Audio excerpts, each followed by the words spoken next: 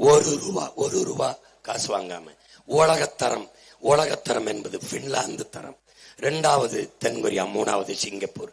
இது 3ஐயும் தாண்டி ஆட்சியை கொடுத்த 5 ஆண்டுகளில் கும்பகோணத்தில் இன்று உன்னுடன் பிறந்தவன் உன் மகன் பேசுகிறேன். உலகத்தரத்தில் கல்வியிலே பின்லாந்து இருக்கின்ற சரியாக 5 ஆண்டு கழித்து அங்கிருந்து ஒருவன் பேசுவான், கல்வியில் உலகத்தரத்தில் உலகத்திலே தமிழ்நாடு இருக்கிறது என்று பேசுவான். அப்படி தூக்கி கொண்டு போய் கல்வியை வைப்பேன். 2வது மருத்துவம் ஒரு மகத்தான சேவை, அது என் மக்களுக்கு தேவை. 2வது கையெழுத்து சட்டம். முதலமைச்சருக்கோ அமைச்சர் பெருமக்களுக்கோ அதிகாரிகளுக்கோ எவருக்கு உடல்நிலை சரியில்லை என்றாலும் அரசு மருத்துவமனையில் தான் மருத்துவம் செய்ய வேண்டும். சட்டம்.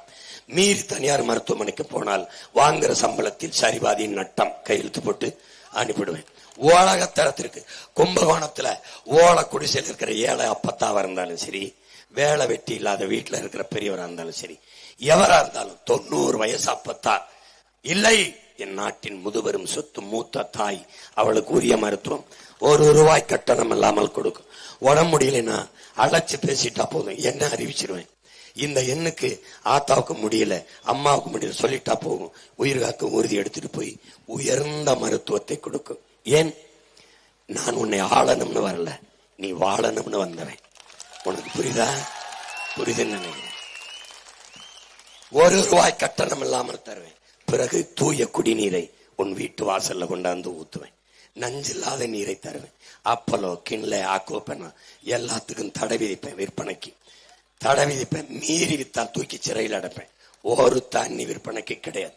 கல்வி வியாபாரம் கிடையாது, மருத்துவம் வியாபாரம் கிடையாது. மீறினால் முதலாளி தனியார் மருத்துவமனை, அரசு மருத்துவமனை 2ம் போட்டி போடும். யாரு மக்களுக்கு சிறந்த கல்வியை, சிறந்த மருத்துவத்தை, சிறந்த குடிநீரை விநியோகிக்கிறது. சண்டை.